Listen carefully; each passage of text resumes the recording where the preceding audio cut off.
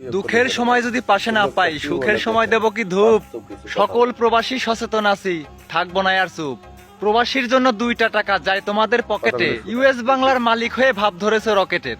অতীতের কথা মনে করে দেখো, ছিলে তুমি শূন্য, গায়ে একটু বাতাস লাগাতে ভাত্রে বলো অন্য। প্রবাসীর লাশ বহন করবে না বলে করছো ভুল, তার জন্যই তোমাদের দিতে হবে মাসুল।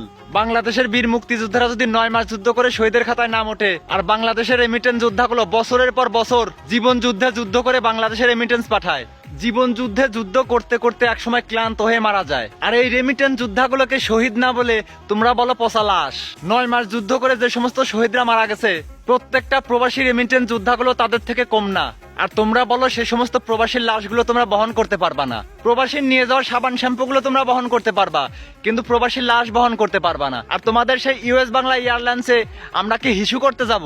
আমার সাথে যারা যারা একমত, সকল প্রবাসীকে উদ্দেশ্য করে বলতেছি, যে যেখানে যে দেশে আছেন, আজ থেকে US Bangla airlines boycott boycott boycott. আমার সাথে সাথে যারা সহমত, কমেন্ট বক্সে লাগান ভোট। সব প্রবাসী একজোট, ইউএস বাংলা বয়কট। সব প্রবাসী একজোট, ইউএস বাংলা বয়কট। আমি দেখতে চাই প্রবাসীদের ক্ষমতা বেশি নাকি ওই ইউএস বাংলা এয়ারলাইন্সের ক্ষমতা বেশি। প্রত্যেকটা প্রবাসীর কাছে আমার ভিডিওটা যেন পৌঁছে যায়, প্লিজ সবাই কপি লিংক শেয়ার করে দিবেন।